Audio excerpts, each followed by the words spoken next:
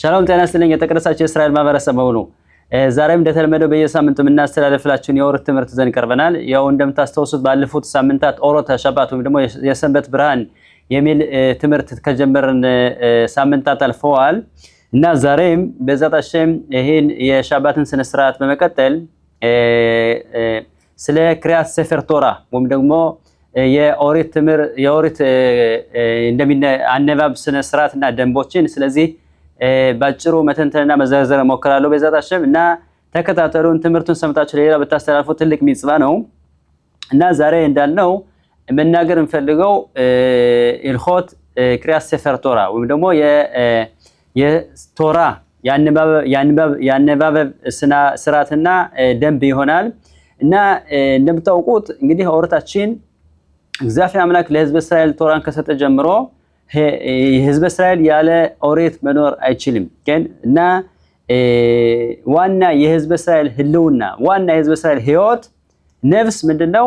ኦሪት ናት እና ያለ ኦሪት ሕዝበ እስራኤል መኖር አይችልም እና ስለዚህ ዋና ህይወታችን ኦሪታችን ናት።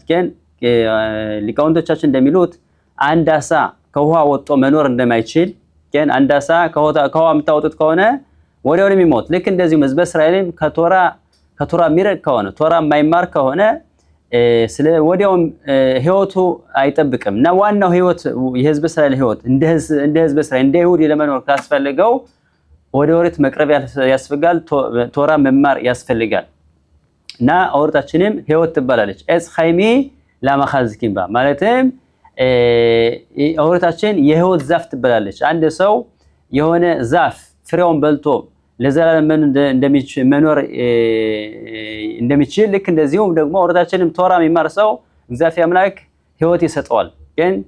ከየም ኸየኑ ወሬ ኸሜኑ ዋና ኦሪታችን ህይወታችን ናት።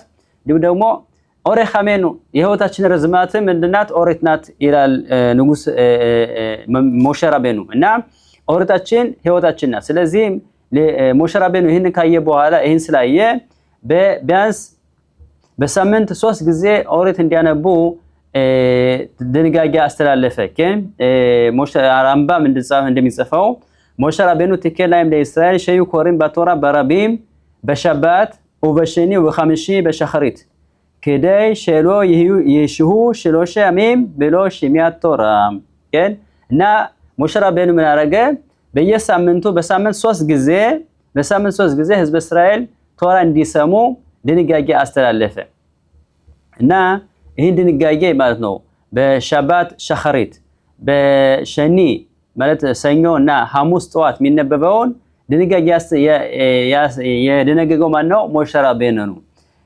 עזרא סופר תיקן שהיו קוראים במנחה בכל שבת משום שיושבי קרנות, וגם הוא תיקן שהיו קוראים בשני בחמישי 3 בני אדם, לא יקרו פחות מ10 פסוקים. עזרא הכהן ግን እንግዲህ ሞሼ ረቤኑ በሰኞ ሐሙስ እንትን ሲል ይህን ድንጋጌ ሲያስተላልፍ ስንት ሰው እንዲያነብ ይህን ነገር አልደነገገም። ነገር ግን ዕዝራ ኮሄን ግን መረገ ሰኞ እና ሐሙስ 3 ሰው እንዲያነቡ በሸባት 7 እንዲያነቡ ይሄ እንደዚህ አርገ የደነገገው ማን ነው? ዕዝራ አኮሄን ነው እና ስለዚህ ማለት ነው እንግዲህ ሰኞና ሐሙስ ጠዋት 3 ሰው ወደ ቶራ ወጥቶ ያነባል። እንዲሁም ደግሞ በሚንኻ በሸባት እንደዚሁም 3 ሰው የወጥቶ ቶራ ያነባል። እንዲሁም በዛ በተጨማሪ ለምሳሌ በሮሽ ሆደሽ 4 ሰው ወጥቶ ቶራ ያነባል። እንዲሁም ደግሞ ኾላሞይድ እንግዲህ በኾላሞይድ ያለው በሱኮትና በፔሳህ ነው 4 ሰው ወጥቶ ያነባል። በበዓላት ቀን የመጀመሪያው የፔሳህ ቀን እና የመጨረሻው የፔሳህ ቀን በዓል እንዲሁም ደግሞ ሻቮት የመጀመሪያው ስኮት ሁለቱ ቀናት የሮሽ ሀሻና ቀናት እንዲሁም ደግሞ የመጨረሻው ሲምኻት ቶራ በሙሉ ይሄ ምን ይባላል? ዮም ቶቭ ይባላል። በዮም ቶቭ 5 ሰው ወጥተው ያነባሉ። በዮም ኪፑር 6 ሰው ያነባል። በሸባት 7 ሰው ያነባል። እንግዲህ በዮም ቶቭ ማለትም በበዓላትና በዮም ኪፑር እንዲሁም በሸባት ከዛ በተጨማሪ ማፍቲር የሚባል ተጨማሪ የሚያነባለ ይህ ሁሉ ስርዓቱ ይሄው ስርዓቱ ባጭሩ ማለት ነው። እንግዲህ ተመልከቱ ቶራ ማለት በጣም ትልቅ ነገር ነው ግን እንደምታውቁት እና ማንኛውም ሰው ወደ ቶራ መቅረብ ይፈልጋል ግን እና ስለዚህ በዚህ ምክንያት በአብዛኛው በቤተ ክህነት ማለት ነው አብዛኛው ቤተ ክህነት ጸሎት ቤቶች ውስጥ በሙሉ ይህን በሸባት ማለት ነው በሸባት ይህን ሚጽቮት በቶራ የሚሰጠው በቶራ ወደ ቶራ ወጥቶ የሚነበበው ስራ ስነ ስርዓት እንዲሁም ደግሞ ቶራን ለማውጣት ሁሉ ነገር የተለያየ ስነ ስርዓትና የተለያየ ሚጽቮት አሉ እና ይሄ ሚጽቮት ደግሞ ማንኛውም ሰው ከዛ ያለው ቤተ ጸሎት የሚጸልይ ሰው በሙሉ ይሄን ወደዚህ ሚጽቫ ወደ ቶራ መቅረብ ፍላጎት ስለሚኖረው ስላለው ማንኛውም ሰው እንግዲህ ቶራን ይወዳል እና ወደ ቶራ መቅረብ ይፈልጋል ወደ ቶራ ቀርቦ መባረክ ይፈልጋል ስለዚህ በዚህ ምክንያት በአብዛኛው ቤተ ክህነቶች ይሄን ሚጽቮት ይሸጣል ግን ይሸጣል ማለት እንግዲህ በሸባት እንግዲህ እንደምታውቁት መሸጥ እና መግዛት ክልክል ነው ነገር ግን ይሄ ምንድነው ይሸጣል ማለት አንድ ሰው ማንኛውም ሰው በሚችለው ያህል እንደ ስለት ነው ከፍተኛ ገንዘብ በመሳል ሚጽቫ ይገዛል ግን ይሸጣል በአብዛኛው ጊዜ እንግዲህ እዚህ ላይ ብዙ ክርክር አለ ይሄን ነገር ይሄ ስለት ይቻላል አይቻልም እና ግን አብዛኛው ጊዜ አብዛኛው የኦሪት ሊቃውንቶች ይሄን በዚህ በ3 4 ምክንያቶች ለምን ይሄን ነገር እንደሚደረግ አንደኛ ምክንያት ቀደም መጀመር እንዳልነው ማንኛውም ሰው ወደ ኦሪት መቅረብ ይፈልጋል ማንኛውም ሰው ሚጽቫ ማድረግ ይፈልጋል እና ስለዚህ በገንዘብ ገዝቶ የፈለገውን አይነት ሚጽቫ እንዲወስድና በገንዘብ ተገዛ ደግሞ ዘብሰደር ማንኛውም ሰው ክርክር ሊኖር አይችልም ጠብ ሊኖር አይችልም ነገር ግን ባይሸጥ ኖሮ ሁሉም ሰው ወደ ኦሪት መቅረብ ስለሚፈልግ ኦሪትን ቀርቦ መባረክ ስለሚፈልግ በዚህ ጠብ ይመጣል ጠብ ሊሆን ይችላል ክርክር ሊሆን ይችላል እንደው ደግሞ ለምሳሌ ጋባይ ቤት ክህነት የፈለገው የሚወደውን ሊያቀርብ ይችላል የሚጠላውን ሊያርቅ ይችላል ስለዚህ በዚህ ምክንያት መሸጡ ጥሩ ነው ሁለተኛ ደግሞ እንግዲህ እንደምታውቁት ቤተ ክህነቱ የሚያዝበት ስነ ስርዓት ገንዘብ ያስፈልገዋል እና ስለዚህ ለምሳሌ ይሄ ሐሽማል ብዙ ነገር አለ ያው የቤተ ክህነቱ መወጭም የሆነውን ነገር በሙሉ በዚህ ምክንያት ወጪውን እንዲሸፍን ይሆናል እና ይሄ ሚጽቫ ነው ማለት ነው ሌላው ደግሞ ቀደም እንዳልነው ይሄ ደግሞ ሚጽቫ ነው ማለት አንድ ሰው ጽዳቃ ነው የሚሰጥ እና ጽዳቃ ደግሞ መስጠት ይሄ ደግሞ ቤተ ክህነቱ ሰዎች በስርዓት እንዲጸልዩ ሁሉ ነገር ቤተ ክህነቱ ንጹህ እንዲሆን ቤተ ክህነቱ ቶራ ሁሉ ነገር የሚሆነው በቤተ ክህነቱ ተብሎ ሚጽቫ ስለሆነ አንድ ሰው ገንዘብ የሚሰጠው ስለዛ ሚጽቫ ስለሆነ ስለዚህ ማንኛውም ሰው ሚጽቫ በማድረጉ በጣም ጥሩ ስለሆነ ነው ስለዚህ በዚህ በሸባት ይሄ ኔደር ወይም ደግሞ ጽዳቃ እንዲሰጥ የሚሆነው ማለት ባፍ ነው ገንዘብ ማምጣት ክልክል ነው ግን ባፉ ይሳላል እንደ ስለት ነው እና ይሄ ስነ ስርዓት አለ እና ስለዚህ እንግዲህ እዚህ ላይ ማየት የምንችለው የሚገዙት የሚሸጡት ሚጽቮት ለምሳሌ ፒትኻታ ይኻላል መጀመሪያው እንግዲህ የሚገዛው መክፈት ማለት ነው ይሄ በጣም ትልቅ ሚጽቫ ነው መክፈት ማለት ነው ቶራውን መክፈት በጣም ትልቅ ሚጽቫ ነው በተለይ ሴት በ9ኛ ወር መውለጃ ጊዜ የደረሰ ወደ 9 ወር መጨረሻ ማለት የመውለጃው ጊዜ የደረሰ ሴት ይሄን ሚጽቫ ባልየው ቢገዛ ጥሩ ነው በቀላሉ እንድትወልድ ስጉላ ነው ይባላል ይሄ እንደዚህ አይነት ስርዓት አለ እና ዘይል ፕቲኻት ማዛል ምናምን ይባላል ማለት እድል ይከፍታል ምናምን ነገር አለ እና ይሄ ሚጽቫ አለ እዛም በኋላ ደግሞ ኦሪቱን ዞም ያወጣ ይሄ ሚጽቫ ነው ከዛም በኋላ ኦሪት ከወጣ በኋላ ደግሞ አገባሃም ይባላል ኦሪቱን ከፍቶ ለህዝቡ ማሳየት ይሄ ሚጽቫ ነው ይሄን መግዛት በጣም ትልቅ ሚጽቫ ነው በተለይ ኦሪቱን ወደ ላይ ከፍ የሚያረጋው ለህዝቡ የሚያሳየው ዚያግባ በጣም ትልቅ ሚጽቫ ነው በጣም ትልቅ ሚጽቫ ነው በግማራ እንደጻፈው በጣም ትልቅ ሚጽቫ ነው ከዛ በተጨማሪ እንግዲህ በሸባት እንዳልነው 7 ሰዎች ወደ ኦሪት ይወጣሉ። ከዛ በተጨማሪ ደግሞ ማፍቲርም አለ። በአጠቃላይ 8 ሰው ነው የሚወጣ። አዝካራ ምናምን ያለው ሰው አዝካራ ለምሳሌ የዓመት አዝካራ ያለው ሰው ልክ እንደዛ 30 ያለው ሰው ግን ለዚህ ማፍቲር ገዝቶ ወደ ኦሪት ወጦ አፍጣራውን ቢያን በጣም ትልቅ ሚጽዋ ነው እና እዚህ ላይ ግን መናገር የምፈልገው ዝም ብሎ ማንኛውም ሰው አይደለም። ማንኛውም ሰው ቶራ ማንበብ አይችልም እና ስለዚህ በስርዓት ማንበብ የሚችል የሚያውቅ ሰው ማንበብ የሚያውቅ ሰው ለምሳሌ አባቱ የሞተበት ወይ እናቱ የሞተችበት ቅርብ ዘመድ የሞተበት ወጦ ቢያነብና እዛም በኋላ አሽካሪ ቢሆን በጣም ትልቅ ሚጽዋ ነው። ነገር ግን እሱ ማይችል ከሆነ ያ ሰውዬ ቅርብ ዘመድ የሞተበት ሰው ማይችል ከሆነ ሌላ ሰው ገዝቶ ያን ሚጽዋውን ገዝቶ ሌላ ሰው ለሚያውቅ ሰው በመስጠት ማንበብ ይችላል ማለት እሱ ሳይሆን ሌላ ሰው ሚጽዋውን በመስጠት ያኛው ሰው ዘመድ ይሁን ወይ ደግሞ የቤተ ክህነቱ ተራብ ይሁን ኻዛንም ይሁን ያን ማንበብ ይችላል። ይሄ በጣም ትልቅ ሚጽዋ ነው።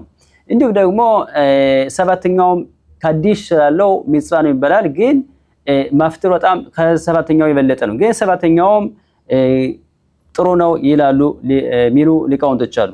እንደዛ በተጨማሪ እንግዲህ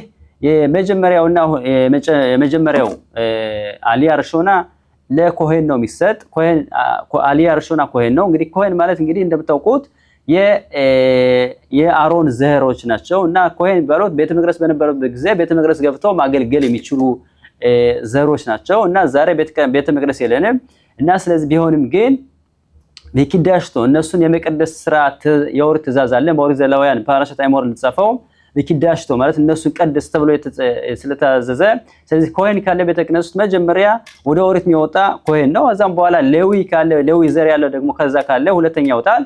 ከዛ ሶስተኛ እንግዲህ እስራኤል ነው። እንግዲህ ኮሄን ሲባል ዋና ወደ የኦሪትን ትእዛዝ የሚጠብቅ መሆን አለበት። ለምሳሌ አይበለውና ኮሄን ሰው አፊሉ በስህተት ተገደለ ወይም ደግሞ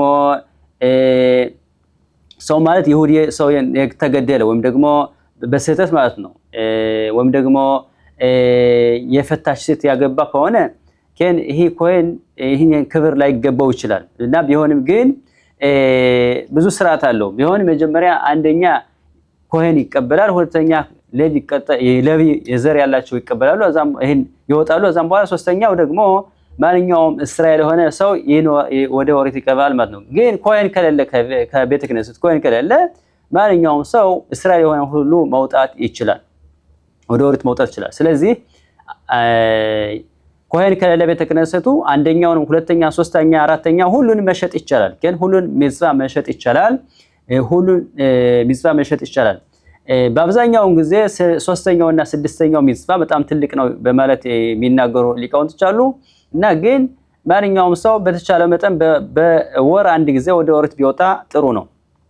እንግዲህ ወደ ኦሪት ሲወጣ እንግዲህ ብዙ ስርዓት አለ። ግን ብዙ ማወቅ የሚያስፈልገው ነገር ማንኛውም ሰው መባረክ መቻል አለበት። ግን ማንኛውም ሰው በስርዓቱ መባረክ መቻል አለበት። እንግዲህ ብዙ ጊዜ አንድ ሰው ብዙ ቤተ ክህነት ቢኖር ካለ ገብቶ መባረክ ቡራኪዎችን መባረክ መቻል ያስፈልገዋል።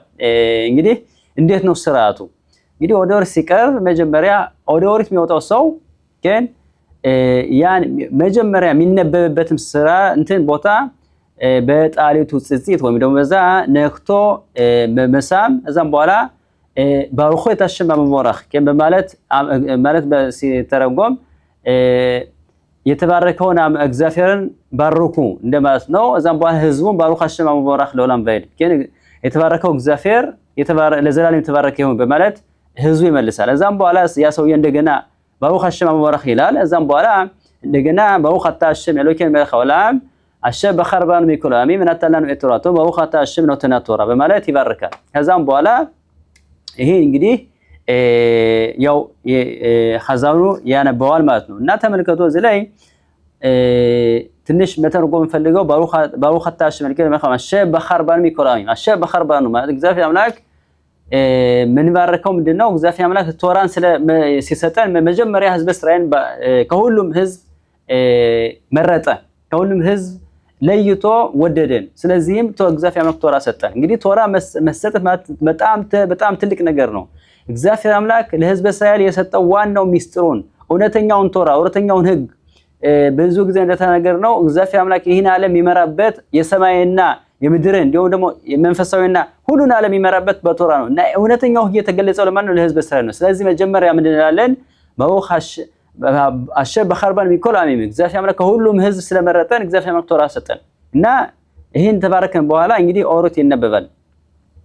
ከዛም በኋላ ኦሪቱ ተነበው ተጨረሰ በኋላ እንደገና ወደ ኦሪት የወጣው ሰው ቡራኬ መጨረሻ ቡራኬ ይባረካል። በውኻታሽ መልከን መልኻላም አሸር ናታነኑ ቶራቶ ቶራት እሜት በኸየ ወለም ናተበቶ ኸይኑ በውኻታሽ ነውትና ቶራ እዚህ ምንድነው? አሸር ናታነኑ ቶራት እሜት ማለት ቶራቶ ቶራት እሜት እዚህ ምንድነው? ቶራሽ በክታብ ነው የጽሁፍ ኦሪት ነው። ግን አሸር ናተበቶ ኸይኑ የሚለው ደግሞ በኸየ ወለም ናተበቶ ኸይኑ የሚለው ደግሞ ምንድነው? ይሄ ቶራሽ ባልፔ ነው። ይሄ ቶራሽ ባልፔ እግዚአብሔር አምላክ ከህዝበ እስራኤል ልብ ማንኛውም ይሁዲ እግዚአብሔር ከልቡ ኦሪትን አለው ኦሪትን መማር ይችላል። ከኦሪቱ በደንብ አድርጎ የሚማር ከሆነ ከማንኛውም ይሁዲ የሆነ ሰው ከልቡ ኦሪት አለ እና ግን ይህን ነገር እንዴት ነው መግለጽ የሚቻለው?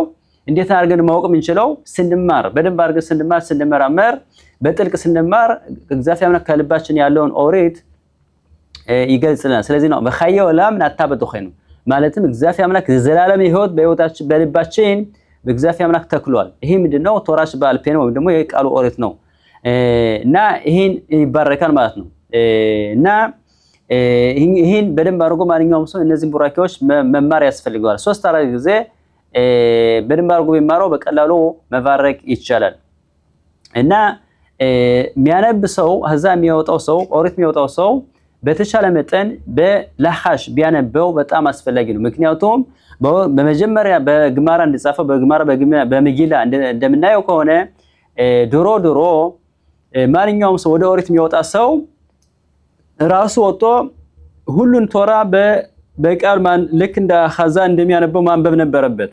ልክ እንደዛ ነበረ። ነገር ግን ቀስ በቀስ ሁሉም ህዝብ ቶራ መማር ስላልተማረ ስለማያውቅ አብዛኛው ሰው ወደ ኦሪት ወጥቶ ማንበብ ስለማይችል በጣም ህፍረት ላለማሳፈር ሰውን ላለማሳፈር ኻዛን አለ ማለት ኦሪት የሚያነብ ሰው አለ። እዛም ሌሎች ደግሞ ሌላ ሰው ወጥቶ ያነብ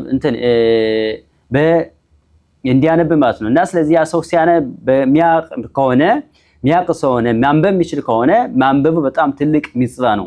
ዋና ትልቅ ሚጽዋ ነው።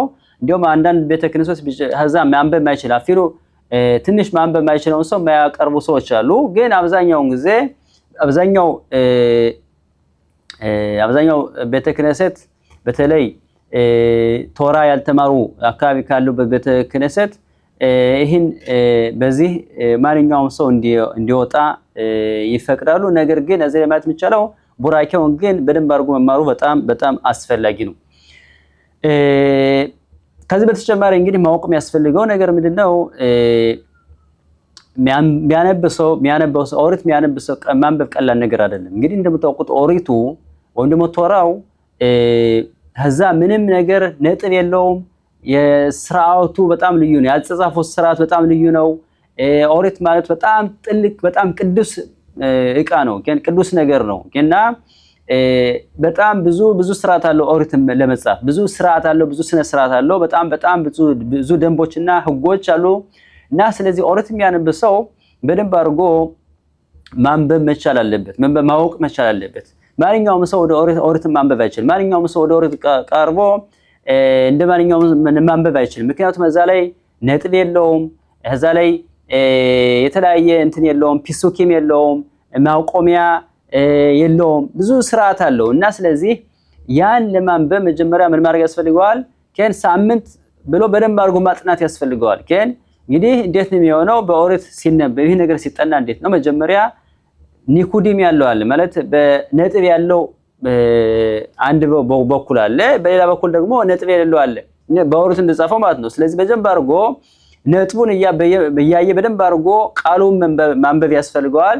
ከዛም በኋላ እንደዛ ካረገ በኋላ ደግሞ ነጥብ የሌለውን ከቶራ እንደተነበበ አድርጎ በደንብ አድርጎ መለማመድ ያስፈልገዋል። ከተለማመደ በኋላ ወደ ኦሪት ቀርቦ ማንበብ የሚችል ማንኛውም ሰው ዝም ብሎ ገና ሳይለማመድ ወይም ደግሞ በደንብ አድርጎ ሳያጠና ወይም ደግሞ በደንብ አድርጎ ራሱን ሳያዘጋጅ ወደ ኦሪት ቀርቦ ማንበብ ይሄ ክልክል ነው። ግን ይሄን በሹልኻን አሩኽ ተጻፈው ማንኛውም ሰው አፊሉ ታላቅ አዋቂም ሰው ቢሆን በደንብ አድርጎ ታላጠናውና ካልዘጋጀው ወደ ኦሪት ቀርቦ ማንበብ ክልክል ነው።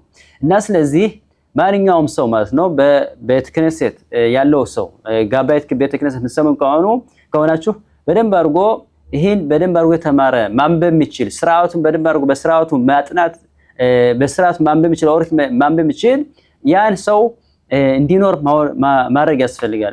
አብዛኛው ቤተ ክህነት ይሄን ገንዘብ ተከፍሎ በየሳምንቱ ያው እንግዲህ ለሻባት ለሚወጣው ማለት ነው ለዚህ ለሻባት ገንዘብ ተከፍሎ ኻዛን ቤተ ክህነት ሆኖ ልክ እንደዛ ሆኖ ስርዓቱ ቢሆን በጣም ጥሩ ነው። ግን ገንዘብ ይከፈለዋል። እዛም በኋላ ያ ደግሞ ያው ስራዬ ብሎ በደንብ አድርጎ ያጠናዋል። አጥንቶ ደግሞ ያው ህዝቡን በስርዓቱ እንዲወጣ ያደርጋል ማለት ነው። እና እንግዲህ ማወቅ የሚያስፈልገው ይሄ ነገር ልክ እንደ ሙያ ነው። ግን ሙያ ነው በደንብ አድርጎ መማር ያስፈልገዋል። እንግዲህ ኦሪትም ሲነበብ የራሱ ዜማ አለው።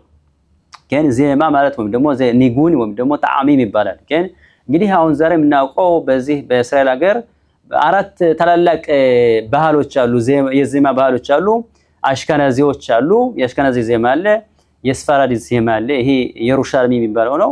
የሞሮካይ ዜማ አለ፣ እንዲሁ ደግሞ የተማኒ ዜማዎች አሉ። እና ይሄን በደንብ አድርጎ መማር ያስፈልጋል። እነዚህም የራሳቸው ኒጉኒ ማላቸው የራሳቸው የዜማ ስነ ስርዓት አላቸው።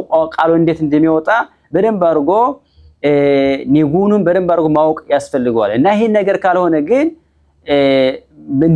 ይሄን ነገር እንዲሆን በጣም መሆን ያስፈልጋል። እና ስለዚህ በየቤተ ክህነቱ ይሄን ነገር በደንብ አድርጎ ማንበብ የሚችል በስርዓቱ ህዝቡን ስርዓቱና በህጉ መሰረት እንዲወጣ አድርጎ ኦሪትን የሚያነብ ሰው ያስፈልጋል። ይሄን ስለዚህ ማለት ነው ማንኛውም ቤተ ክህነት እንዲኖር ስለዚህ መጨነቅ ያስፈልጋቸዋል። ይሄን ነገር በደንብ አድርገው እንዲኖር በኻዛን ሚክሶይ እንዲኖር ይሄን ነገር ይህን ስርዓት እንዲኖር በጣም ያስፈልጋል ማለት ነው።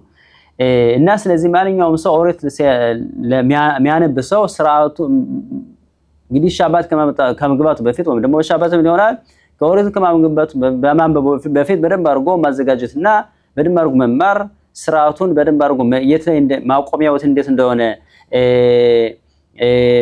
ጣዕሚው ግን እንግዲህ ብዙ ጣዕም አለው። ጣዕሚም ይባላል እንግዲህ እዛ ብዙ ነገር አለ። ግን በጣም በአንድ ጊዜ በጣም ፈጥኖ የሚነበብበት ቦታ አለ፣ የሚቆምበት ቦታ አለ፣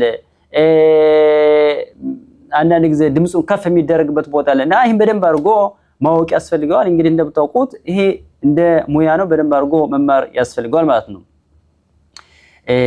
እና ይሄ ነገር ሁሉም ሰው በደንብ አድርጎ ማወቅ ያስፈልገዋል። ማንኛውም ሰው እንግዲህ ኦሪትም ሲወጣ ማንበብ የሚችል ዝም ብሎ እኔ ማንበብ አውቃለሁና ብሎ ወደ ኦሪት ቀርቦ ማንበብ በደንብ አድርጎ ሳያጠና ከዛ በፊት ይሄ ክልክል እንደሆነ ማወቅ ያስፈልጋል ማለት ነው። ማንኛውም እንግዲህ በሻባት 7 ነው ብለናል። ከማፍቱር ጋር 8 ነው የሚወጣ ብለናል። እና ማንኛውም ወደ ኦሪት የሚወጣ ሰው ሻባትን ጠባቂ የሚሆን በጣም አስፈላጊ ነው። ነገር ግን ለምሳሌ በተለይ የደስታ ጊዜዎች አሉ። ለምሳሌ በባር ሚጽቫ፣ ሻባት ኻታን በዛን ጊዜ ሻባትን እንደዚህ ሰዎች ያው ስለሚመጡ ብዙ ሰዎች ስለሚመጡ ማለት ነው የሙሽራ ዘመድ ወይም ደግሞ ሙሽራውም ራሱ ሊሆን ይችላል። ልክ እንደዚህ ባር ሚጽቫ ልክ እንደዚህ ዘመድና ስላለ ያው ማውጣት ይቻላል። ሻባት ባይጠብቁ ማውጣት ይቻላል። ግን ነገር ግን ዋና ግን በጣም አስፈላጊ የሚሆነው ሻባትን ጠባቂዎች ቢሆኑ በጣም ጥሩ ነው። ግን በጠብ ወይም ደግሞ እንደዛ የሚነሳ ከሆነ ሁሉን ማውጣት ይቻላል። ከዛ በተጨማሪ ለምሳሌ ሻባት ማይጠብቁ ከሆነ ሞስፊም ቢሆኑ ይሄ በጣም የተመረጠ ይሆናል ማለት ነው። በተለይ በሻባት በመኪና የሚነዱ ሰዎች ካሉ ይሄ በጣም ከፍተኛ ኃጢያት ስለሆነ እነዚህ ሞስፊ ቢወጡ በጣም ጥሩ ይሆናል ማለት ነው። እና በጣም አስፈላጊ ይሄ ነገር በጣም አስፈላጊ ነው። እንግዲህ እንዳልነው እንግዲህ 7 ሰው ወደ ኦሪት ይወጣል ብለናል። እንግዲህ መጀመሪያ የመጀመሪያው አለ የመጀመሪያውና ሁለተኛው ኮሄን ብለናል። ሶስተኛው እንግዲህ ሶስተኛ የሚወጣው ሰው በጣም በአብዛኛው ጊዜ የተከበረ ሰው ወይም ደግሞ የቤተ ክህነት ራብ ሊሆን ይችላል። ልክ እንደዛ ቢሆን በጣም የተመረጠ እንደሆነ ሹልኻን አሩኽ የሚባለው መጽሐፍ ይጽፋል። አብዛኛው ጊዜ በአመኩባለ የሚስጥር ኦሪት ሊቃውንቶች እንደሚሉት ግን ስድስተኛው በጣም የተመረጠ እንደሆነ ይናገራሉ እና ስድስተኛው በጣም በከፍተኛ ዋጋ ይሸጡታል። እና ያ ማለት ማንኛውም ሰው በተቻለ መጠን በወር አንድ ጊዜ ወደ ኦሪት መቅረቡ በጣም ትልቅ ሚጽዋ እንደሆነ ሊቃውንቶቻችን ይናገራሉ። እንግዲህ ማንኛውም ኦሪት የሚያነብ ሰው መቆም ያስፈልገዋል። እንዲሁም ደግሞ ኦሪት የሚያነበውም ሰው ኻዛኑም ሆነ ወደ ኦሪት የቀርበው ሰውዬ መቆም ያስፈልገዋል። ከዛ በተጨማሪ ሶስተኛው ሰው ደግሞ እንግዲህ በአጠቃላይ ኦሪት የሚያነቡት ኦሪቱ ማለት ነው ከአንባቢው ጋር ወደ ኦሪት ከቀረ የሚቀርበው ጋር ሶስት ሰው ቢሆን በጣም ጥሩ ነው። ይሄ ሊቃውንቶች በግማራ እንደተጻፈው በአለኻውም እንደተጻፈው ሶስት ሰው እንዲቆም ያስፈልጋል። ይሄ ምን ማለት ነው? እንግዲህ ኦሪት ሲነበብ እግዚአብሔር አምላክ ህዝበ እስራኤል ወደ ኦሪት እንደሰጠን ነው ስለሚቆጠር ማለት ነው። እና በዛን ጊዜም ህዝበ እስራኤል አንድ ነው። እዛም በኋላ ደግሞ ኦሪት የሚቀበለው ማለት ነው ኦሪትን የሚሰጠው ሰው አለ ማለት የሚሰጠው እግዚአብሔር አምላክ አለ። እንዲሁም ደግሞ ሞሼ ረቤኑ ቶራው ለህዝበ እስራኤል የሚያስተላልፈው ማለት ነው። ስለዚህ ሶስት ሰው እዛ እንዲቆም ያስፈልጋል እና እዛ ወደ ኦሪት የሚወጣው ሰው መቆም ያስፈልገዋል። ማንኛውም እዛ የሚወጣው ሰው ማለት ነው መቆም ያስፈልገዋል ማለት ነው። ኦሪት የሚያነበውም ሰውዬ ወደ ኦሪት የሚወጣው ሰው ማለት ነው። እንዲሁም ደግሞ እንግዲህ ኦሪት ሲወጣ ሁሉም ሰው መቆም ያስፈልገዋል። ግን ኦሪት ሲወጣ ሁሉም ሰው መቆም ያስፈልገዋል። ግን ኦሪት ሲከፈት ግን ዋናው አሮን አኮዴስ ሲከፈት የዛን ጊዜ ሁሉም ሰው ቢቆም በጣም ትልቅ ሚጽዋ ነው። ነገር ግን ዛኬን ወይም ደግሞ ማለት የሚከብደው ሽማግሌ ወይም ደግሞ ታማሚ ሰው ካለ የዛን ጊዜ በጣም የሚከብድ ከሆነ መቀመጥ ይችላል። ነገር ግን ኦሪቱ ሲወጣ ግን ሁሉም ሰው ቢወጣ በጣም ትልቅ ሚጽዋ ነው፣ መቆም ያስፈልገዋል ማለት ነው። ማንኛውም ሰው ወደ ኦሪት የሚወጣ ሰው እንግዲህ ወደ ኦሪት ሲሄድ ፈጠን ብሎ ወደ ኦሪት መቅረብ ያስፈልጋል። ከዛም በኋላ ግን ኦሪት አንብቦ ሲጨርስ ቀስ ብሎ መውረድ ያስፈልጋል። እንዲሁም ደግሞ ወደ ኦሪት ሲወጣ በጣም በቅርቡ መንገድ ወይም ደግሞ ታወሬቶ ለመድረስ በጣም ቅርብ የሆነው መንገድ መምረጥ ያስፈልጋል። ኦሪት ሲወርድ አንብቦ ሲወርድ ግን ራቅ ያለውን ቦታ ማለት ትንሽ ቀስ ብሎ እንደው በጣም ሳይፈጥን ቀስ ብሎ ዞር ባለው ቦታ ቢወርድ በጣም ጥሩ ነው። ይሄ ምንድነው? ለኦሪትን ያለን ክብርና ፍቅር ለማሳየት ነው። ሌላ በጣም አስፈላጊ ማወቅ የሚያስፈልገው እንግዲህ በሻባት እንግዲህ ወይም ደግሞ በሻባት ምን ጊዜ ቢሆን አባትና ልጅ ወይም ደግሞ ሁለት ወንድማማች አብረው ተከታትለው መውጣት ይሄ ክልክል ነው። ማለትም እንግዲህ ለምሳሌ አባትየው ሶስተኛ ቢወጣ ልጅኛው አራተኛ መውጣት አይችልም። ወይም ደግሞ ልክ እንደዚሁ አንደኛው ወንድም ሶስተኛ ቢወጣ ወንድምየው አራተኛ መውጣት አይችልም። እና ስለዚህ በተለይ በዚህ ይህን ነገር ማውሳት የሚያስፈልገው መቼ ነው? በተለያየ ሻባት ኻታን ወይም ደግሞ ሻባት ባር ሚጽዋ ልክ እንደዚህ በዘን ጊዜ ይሄ ነገር እንዳይሆን መሆን ያስፈልጋልና ስለዚህ እንዴት ነው የሚደረገው? ለምሳሌ ሶስተኛ አባትየው ከወጣ አራተኛ በጣም ቅርብ ዘመድ ያልሆነው ለምሳሌ አጎት ልጅ ልክ እንደዛ ማውጣት ይቻላል። እዛም በኋላ አምስተኛ ልጅየው ወንድምየውን ማውጣት ይቻላል። እና ግን ወንድና አባትና ልጅ ወይም ደግሞ ሁለት ወንድማማቾች ተቀጣጥለው እንዲገቡ እንዲያነቡ ይሄ ክልክል ነው። ደንቡ ልክ እንደዚህ ነው። ይሄን ነገር ማወቅ ያስፈልጋል። ግን ቅርብ ዘመድ ካልሆነ በጣም ቅርብ ዘመድ ካልሆነ ለምሳሌ አጎት ልጅ እንደዛ ከሆነ በዚህ ምንም ችግር የለውም። ግን ማለትም ተከታትለው መውጣት ይችላሉ ማለት ነው። ያው እንደምታውቁት ይሄ ሁሉም የሆነው ግን ሰፈር ቶራ ማውጣት የሚቻለው 10 ሰው ሲኖር ብቻ ነው። ግን 10 ሰው ከሌለ ግን ሰፈር ቶራ ማውጣት አይቻልም። ግን 10 ሰው ከሌለ ሰፈር ቶራ አውጥቶ ማንበብ አይቻልም። እና ስለዚህ ከቤተ ክህነቱ በሰፈር ቶራ ከማውጣታችን በፊት 10 ሰው መኖሩን ማወቅ ያስፈልጋል። ግን ዋና ቶራ የሚነበበው 10 ሰው ሲኖር ብቻ ነው። ከሌለ ግን ሰፈር ቶራ ማንበብ ማውጣት አይችልም፣ ማንበብም አይቻልም ማለት ነው። እንግዲህ ማንኛውም ኦሪት የሚወጣ ሰው ቢያንስ 3 ፕሱኪም ማንበብ ያስፈልገዋል። ግን ማንኛውም 3 ፕሱኪም ማንበብ ይችላል። ይሄ በአብዛኛው ጊዜ የሚሆነው መቼ ነው? አብዛኛው ጊዜ እንግዲህ እንዳልነው በሻባት ኸታን፣ ሻባት ባር ሚጽዋ በዛን ጊዜ በአጭሩ ለማንበብ ይፈልጋሉና ስለዚህ ቢያንስ አንድ ሰው ወደ ኦሪት የሚወጣ ሰው 3 ፓሱክ ማንበብ ያስፈልገዋል። ሽሎሻ ፕሱኪም ቢያንስ ማለት ነው ማንበብ ያስፈልገዋል። አንዳንድ ጊዜ በዚህ ጊዜ በቅድም በደስታ ባሉበት ጊዜ ወይም ደግሞ በሻባት ኸታን፣ ሻባት ባር ሚጽዋ በዛን ጊዜ እንግዲህ በደጋግሞ የሚነበብ ስርዓት አለ። ሞስፍ ሲነበብ ማለት ነው። ይሄ ይቻላል፣ እንደዚህ ማድረግ ይቻላል። ነገር ግን ቅድም እንዳልነው 3 ፕሱኪም ቢያንስ 3 ፕሱኪም መሆን ያስፈልገዋል። ከዛ በታች ማንኛውም ቶራ ማንኛውም ወደ ቶራ የወጣ ሰው 3 ሰው ፕሱኪም ካነሰ ማለት ነው ልክ በረኻ ለባታላ የባረኩ በረኻ ለባታላ ሊሆን ይችላል። ስለዚህ በዚህ በደንብ አድርጎ መጠንቀቅ ያስፈልጋል። በተለይ ወደ ኦሪት የሚያወጡ ሰዎች ማለት ነው።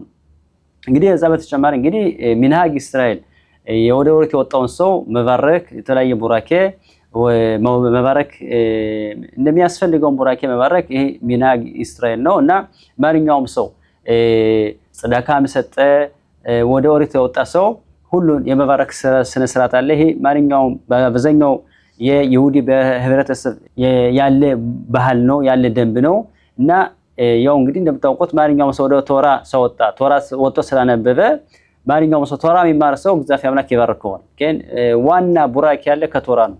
ኮል አብራኾት የወርዶት ቢሽፊላ ቶራ ወብዝኹታ ቶራ። ግን ማንኛውም ቡራኬ ከሰማይ ያለው ቡራኬ የሚወጣ ምንድነው በቶራ ነው እና ማንኛውም ሰው ቶራ ሲማር ወደ ቶራ ሲቀርብ ሁሉም ቡራኬ እግዚአብሔር አምላክ እንዲወርድ ያደርገዋል ማለት ነው። እና ስለዚህ ወርታችን እንደምታው የሚخቆታ ይተልኹ ከን በማለት ነው የሚخቆታ ይተልኹ ኢምትዩ አሜሪን በቶራ ምንማር ከሆነ እግዚአብሔር አምላክ አዛም በኋላ በጣም ብዙ ቡራኬዎች እግዚአብሔር አምላክ እንደሚሰጠን ብዙ ቡራኬዎች በዚህ ዓለም እንዲያወርድን ተጽፏል ማለት ቶራ የሚማር ሰው ወደ ቶራ የሚቀርብ ሰው ማለት ነው። ቶራ የሚያገለግል ሰው ቶራ የሚማር ሰው እግዚአብሔር አምላክ ብዙ ቡራኬ ይሰጠዋል እና ስለዚህ ይህን በማየት ነው ሚሸበረ ኻቦቲኑ አብርሃም ይስሐቅ ያዕቆብ በማለት የሚባረከው ማለት ነው። እና ይሄ በጣም ትልቅ ባህል ነው እና ማንኛውም ሰው በደንብ አድርጎ ማንኛውም ሰው እንዳስፈላጊው ቡራኬ መባረክ ትልቅ ነገር ነው እና እንደምናውቀው በዚሁ ለመፈጸም ማለት ነው ማንኛውም ቡራኬ የሚወርደው ብዝኹታ ቶራ ብሽፊላ ቶራ ማለት ነው። እግዚአብሔር አምላክ ህዝበ እስራኤል የሚባረክበት ዋናው ቶራ ነው። ቶራ ስንማር እግዚአብሔር አምላክ ሁሉም ቡራኬ ይወርዳል። ዋናው ነገር ያለ ከቶራ ነው። ግን ዋናው ነገር ያለ እግዚአብሔር አምላክ ያለ ከቶራ ነው። ግን እግዚአብሔር አምላክ የቶራ የአምላክ ስም ነው ይላሉ ሊቃውንቶቻችን። ግን ማለትም ዋና አምላክ ያለ ከቶራ ነው። ማንኛውም ሰው አምላክን ማግኘት ከፈለገ ከአምላክ ጋር መገናኘት ከፈለገ ከአምላክ መቀረብ ከፈለገ ምን ማድረግ ያስፈልገዋል? ቶራ መማር ያስፈልገዋል። ቶራ ማንበብ ያስፈልጋል። ቶራ የሚማር ሰው ወደ ቶራ የሚቀርብ ሰው እግዚአብሔር አምላክ ጋር በቀላሉ አምላክን ማግኘት ይችላል ማለት ነው። ይሄ ዋናው እግዚአብሔር አምላክ የሰጠን ዋናው ነው። ስለዚህም ነው ባሩኽ አታ አሸም ለከም ያኸማ ሸር በኸርባን ሚኮል አሚን ከን እግዚአብሔር አምላክ ከሁሉም ህዝብ መርጦ ቶራን ሰጥቶናል። እግዚአብሔር አምላክ ከሁሉም የዋናው የመረጠ ምክንያት ምንድነው? ቶራ እንድንማር ነው። ከን በኢሳይያስ እንደተጻፈው አምዙ ያጻርቴ ሊት ሂላት ይሳፈሩ እግዚአብሔር አምላክ ህዝበ እስራኤል የፈጠረው ለምንድነው? ህዝበ እስራኤል እዚህ ዓለም ያመጣው ምንድነው? ሂላት ይሳፈሩ ማለት እግዚአብሔርን ክብር እንድናውቅ የእግዚአብሔርን ክብር እንድናወራ የእግዚአብሔርን እንድናሞግስ እንድከፍ እንድናደርግ ማለት ነው። እና ስለዚህ ይሄን ደግሞ የሚደረገው መቼ ነው? ቶራ ስንማር ነው። ቶራ ስንማር የአምላክን ማወቅ እንችላለን። የአምላክን መንገድ ማወቅ እንችላለን። አምላክ የሚወደውና የሚጠላው መማርና ማወቅ እንችላለን። ስለዚህ ዋናው ህይወታችን ግን ቶራ ናት። ግን በምሳሌ እንደተጻፈው ኻይሚ ለሞጽሄም ግን ቶራ ለሚማር ሰው እግዚአብሔር አምላክ ቶራ ህይወት እንድሰጠዋለች እና ቡራኬ የሚመጣው ምንድነው?